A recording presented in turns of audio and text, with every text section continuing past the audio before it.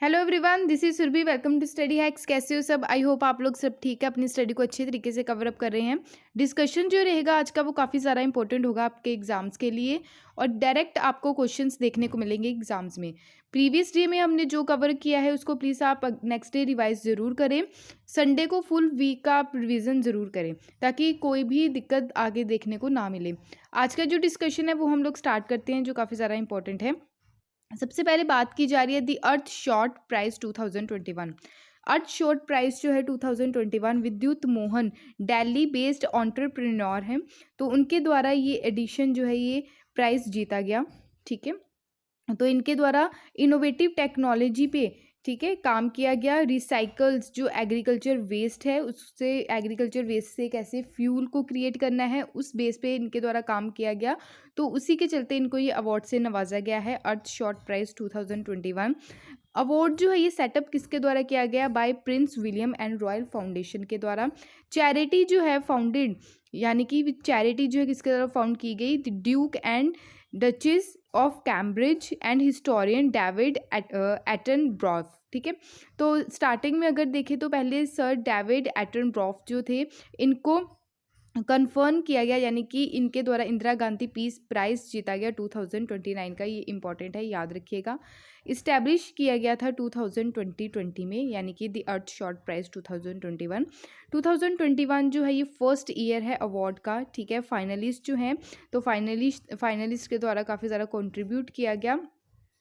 Award जो है तो फाइव फाइनलिस्ट इसमें देखने को मिले बिटवीन 2021 टू 2030 तक। जो डेवलपिंग सोल्यूशन रहेगा रिलेटेड टू क्लाइमेट जो क्राइसिस है उस पर कैसे काम करना है। ठीक है, तो प्राइस जो है वो जो रिसीव किया गया उसमें जो प्राइस मनी रही 1 मिलियन यूरो। विनर्स जो है वो चूज़ किए गए बाय अर्थ शॉर्ट प्राइस काउंसिल के द्वारा। ईच ईयर यानी कि हर साल जो है 5 विनर्स सिलेक्ट किए जाते हैं। इसमें हर एक विनर जो है 5 United nation sustainable development goal को अचीव करने में मदद करता है। ठीक है, तो 5 सस्टेनेबल डेवलपमेंट गोल यानी कि प्रोटेक्शन एंड रिस्टोरेशन कैसे करना है नेचर को। ठीक है, एयर क्लीननेस कैसे रखनी है, oceans revival, free waste free living, यानी कि कूड़ा करकट जो रहता है, ठीक है, वेस्ट जो मटेरियल रहता है उससे कैसे छुटकारा पाना है, क्लाइमेट एक्शन पे कैसे काम करना है। ठीक है, तो प्राइस जो है, अगर प्राइस की बात करें तो ये दिया किसको जाता है? इंडिविजुअल बेस पे भी दिया जाता है, टीम और कोलैबोरेशन, जैसे साइंटिस्ट हो गए, एक्टिविस्ट हो गए, इकोनॉमिस्ट हो गए, कम्युनिटी प्रोजेक्ट लीडर हो गए, गवर्नमेंट हो गए, बैंक हो गया, बिजनेसेस हो गए, सिटीज़ हो गए और कंट्रीज़ हो गए। अगर कोई वर्क करता है, सॉल्यूशन देता है किसी भी सस्टेनेबल डेवलपमेंट गोल का, जो टॉपिक है कोई भी गोल है उसके ऊपर, ठीक है, अचीव करने में, ठीक है, तो उसको ये अवार्ड से नवाजा जाता है। ठीक है, तो आई होप आपको ये चीज़ें क्लियर हुई होंगी, जो काफ़ी ज़्यादा इंपॉर्टेंट है। इसके अलावा देखें, अगर अर्थ शॉर्ट प्राइज 2021 इंडियन विनर की अगर बात करें तो क्लीन आवर एयर टकाचार इंडिया। ठीक है, ये पोर्टेबल मशीन जो है ये क्रिएट की गई स्पेशली एग्रीकल्चर वेस्ट को, ठीक है, कैसे इनटू फर्टिलाइज़र, यानी कि फार्मर्स जो हैं जो बर्न करते हैं, जो जैसे फसल काटी जाती है, ठीक है, जैसे उसकी कनक की फसल काटी जाती है, तो ये जो मटेरियल बच जाता है जिसको जलाया जाता है, जिसके कारण काफ़ी हार्मफुल गैसेस जो हैं वो इन्वायरमेंट में मिलती है जाके। ठीक है, तो उससे कैसे छुटकारा पाना है? क्लीन आवर एयर टकाचर इंडिया। ठीक है, तो ये पोर्टेबल मशीन बनाई गई, तो ये हेल्प करती है कि कैसे जो क्रॉप के जो अवशेष रेजिड्यू बचे हैं, ठीक है, तो उसको कैसे बायो प्रोडक्ट में कन्वर्ट करना है, जैसे बायो प्रोडक्ट जैसे फ्यूल या फर्टिलाइज़र। क्लियर? तो टेक्नोलॉजी जो है ये रिड्यूस करेगी स्मोक कमीशन, जैसे कि पंजाब हरियाणा उत्तर प्रदेश से ये स्मोक कमीशन जो देखने को मिलता है। ठीक है, इसके कारण दिल्ली में पोल्यूशन बहुत ज़्यादा ह्यूज तौर पे देखने को मिलता है, तो ये जो टेक्नोलॉजी है ये रिड्यूस करेगी, यानी कि कम करेगी स्मोक कमीशन को। कितना? 98%। बर्निंग ऑफ एग्रीकल्चर वेस्ट जो है ये सबसे बड़ा कारण है किसका? एयर पोल्यूशन का कारण है कुछ एरिया में, जैसे दिल्ली एनसीआर वाला रीजन। ठीक है, तो जो रिड्यूस करता है life expectancy by a decade. ठीक है, 10 साल से लाइफ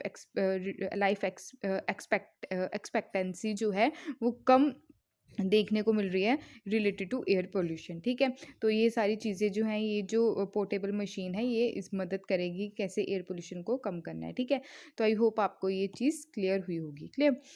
नेक्स्ट है नीति आयोग। नीति आयोग अभी न्यूज़ में क्यों है? बिकॉज नीति आयोग के द्वारा जियो स्पेशल एनर्जी मैप को लॉन्च किया गया है।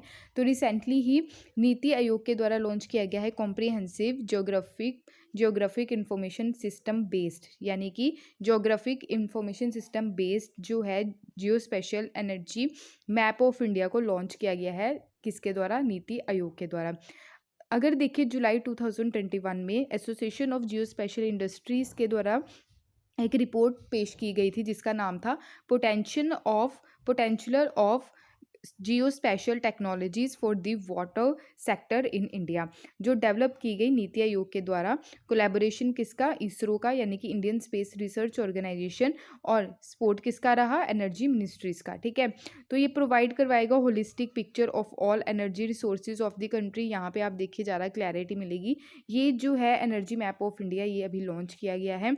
कन्वेंशनल पावर प्लांट जैसे कोयला हो गया, डीजल कहाँ कहाँ पे ज़्यादा, नेचुरल गैस, न्यूक्लियर, हाइड्रो। ठीक है, ये एक बार देख लीजिएगा जो काफ़ी ज़्यादा इंपॉर्टेंट है। ठीक है, हो सके तो प्रिंट आउट निकाल के अपनी कॉपी या फिर दीवार पे चिपका ले जहाँ आप पढ़ते हैं। ठीक है, तो अगर बात करें, ये प्रोवाइड करवाएगा क्या? Holistic picture all of energy resources जितने भी हैं हमारी कंट्री के, ताकि हमें पता चल सके कौन से एरिया में नेचुरल गैस पाई जाती है, कौन से एरिया में कोयला पाया जाता है। ठीक है, तो अनेबल विजुअलाइजेशन देखने को मिलेगा एनर्जी इंस्टॉलेशन का, जैसे हो गया, जैसे पावर प्लांट हो गया। ठीक है, ऑयल एंड गैस वेल्स हो गई, पेट्रोलियम रिफाइनरीज हो गई, कॉयल फील्ड हो गए, कॉयल ब्लॉक्स हो गए। ठीक है, तो डिस्ट्रिक्ट वाइज डाटा यहाँ पे अवेलेबल करवाया जा रहा है related to renewable energy power plant and renewable energy resource potential, किसके थ्रू? 27 थीमेटिक लेयर्स के थ्रू। ठीक है, तो जियोग्राफिक इंफॉर्मेशन सिस्टम क्या है? ये कंप्यूटर सिस्टम है। ठीक है, कंप्यूटर सिस्टम है। ये क्या करता है? हेल्प करता है कैप्चरिंग करने में, स्टोरिंग करने में, चेक करने में, डिस्प्ले करने में जो डाटा है रिलेटेड टू अर्थ सरफेस। ठीक है, तो ये शो करता है डिफरेंट डिफरेंट काइंड का डाटा, जैसे वन मैप सच, जैसे स्ट्रीट्स हो गया। ठीक है, बिल्डिंग्स होगी, वेजिटेशन हो गया।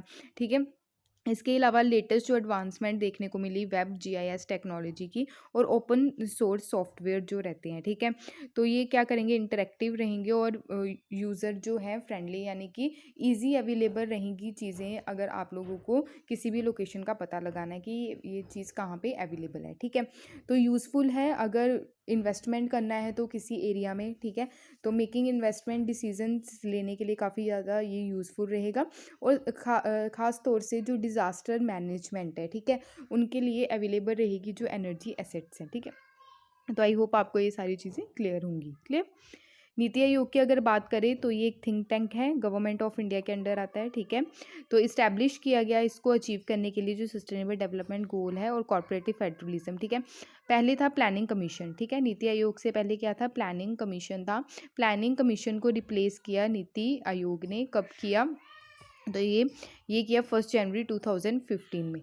प्लानिंग कमीशन जो है, प्लानिंग कमीशन क्या काम करती थी?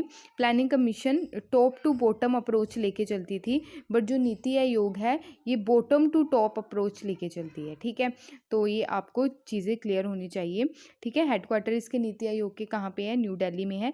चेयरपर्सन इसके प्राइम मिनिस्टर रहते हैं। ठीक है, नरेंद्र मोदी जी जो हैं। ठीक है, फाउंडर नेशनल डेमोक्रेटिक अलायंस, यानी कि एनडीए की गवर्नमेंट जो है इसकी फाउंडर है। क्लियर। नेक्स्ट है एलुमिनियम नेगेनियम। ठीक है, ये एक स्पीसीज़ है किसकी? प्लांट्स भी नहीं बोल सकते, ये हम स्टेपल फूड स्पीसीज जैसे अनियन और गार्लिक। ठीक है, तो रिसेंटली ही न्यू डिस्कवर किया गया है प्लांट जिसका नाम है एलुमिनियम। ठीक है, एलिमम नेगेनम। ये कहाँ पे? उत्तराखंड में।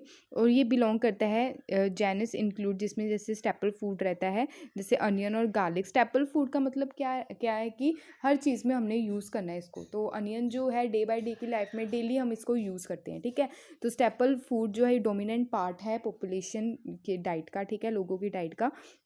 तो एलुमियम एलियम जो है ये लार्जेस्ट जेनेरिया अमारी लेडी सी। ठीक है, तो ये लार्जेस्ट जेनेरिया है। ठीक है, अमारी लेडी सी जो है ये फैमिली है किसकी? हार्बी हर्बी कैरियस की, ठीक है। तो ये थोड़े नाम डिफिकल्ट हैं, ये कनेक्ट करती है विद प्लांट और सॉफ्ट स्टम। तो मेनली ये पेरिनीलियर और बल्बोइस फ्लावरिंग प्लांट है, ठीक है। और इसमें 1000 यानी कि 1100 स्पीसीज जो हैं वर्ल्ड वाइड देखने को मिलती हैं, इंक्लूडिंग जैसे स्टेपल फूड हो गया onion, garlic, scallion, shallot and shapes, ठीक है। तो जेनस नेचुरली अक्कर यानी कि देखने को मिलती है जैसे ड्राई सीजन्स में ये स्पीसीज जो है प्लांट की देखने को मिलती है, स्पेशली जो नॉर्दर्न हेमिस्फीयर है। न्यूली आइडेंटिफाइड स्पीसीज जो है ये पाई गई है कहाँ पे, वेस्टर्न हिमालय में, क्लियर। तो साइंटिफिक नेम इसका जो है एलियम नेगेनियम, ऑनर इसको दिया गया है किसका, डॉक्टर कुलदीप सिंह नेगी, ठीक है, इनके नाम पे है। ये एमिनेंट एक्सप्लोरर एंड एल्यूम कलेक्टर हैं इंडिया के, ठीक है, इंडिया से। तो ये यूज़फुल है, वेरियस मेडिसिनल पर्पस के लिए भी यूज़ किया जाता है इसको। इंडियन जो एल्यूम है ये डिस्ट्रीब्यूटेड है डिफरेंट इको जियोग्राफिकल एरिया में, ठीक है, टेम्परेट एंड एल्पाइन रीजन जो है हिमालय में, क्लियर। तो यहाँ पे आप स्पीसीज देख सकते हैं इसकी, क्लियर। नेक्स्ट है, काफ़ी ज़्यादा इंपॉर्टेंट है, चार्ली वैली नेशनल कंपटीशन।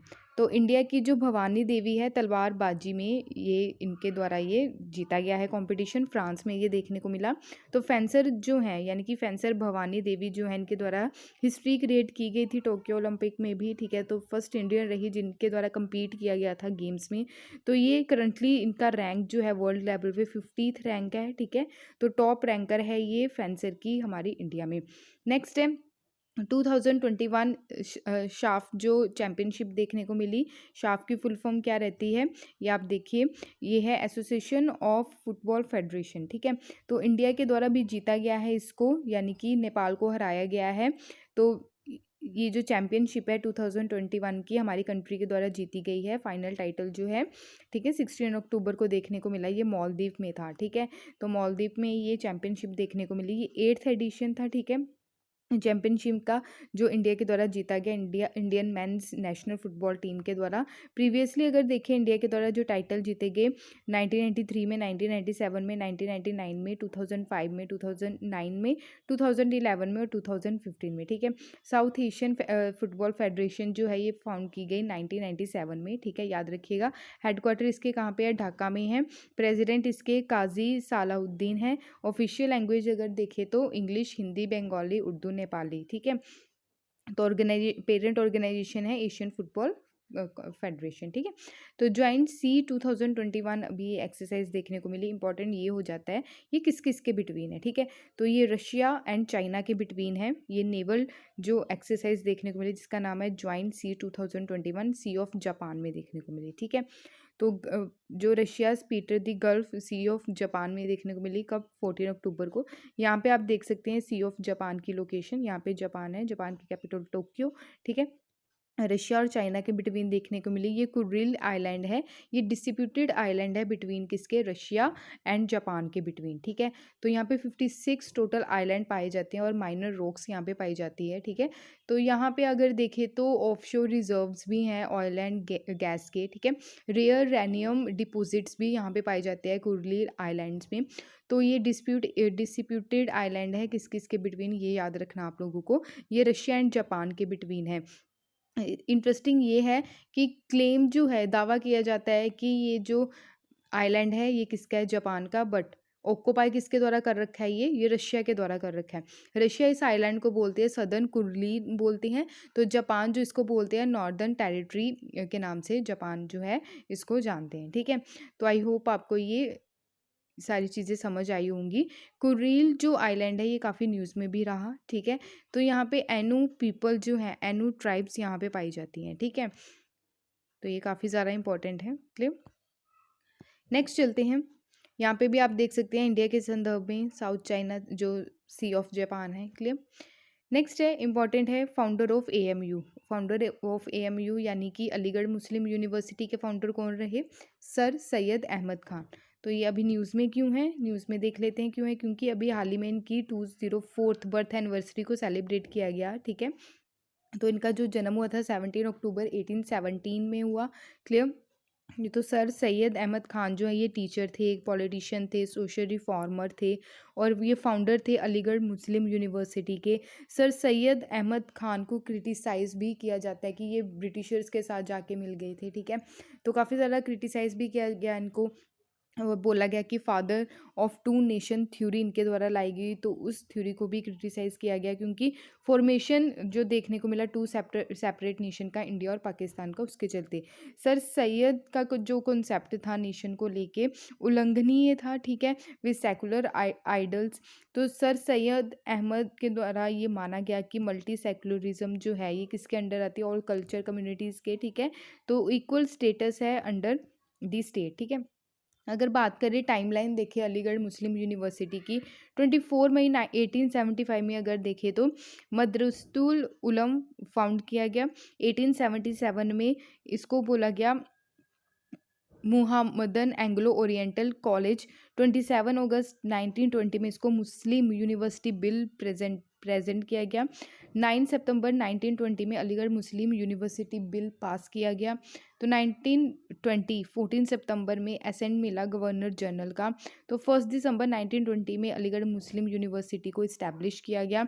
17 दिसंबर 1920 में अलीगढ़ मुस्लिम यूनिवर्सिटी को इनोग्रेट किया गया। तो आई होप आपको ये सारी चीज़ें क्लियर हुई होंगी, ठीक है।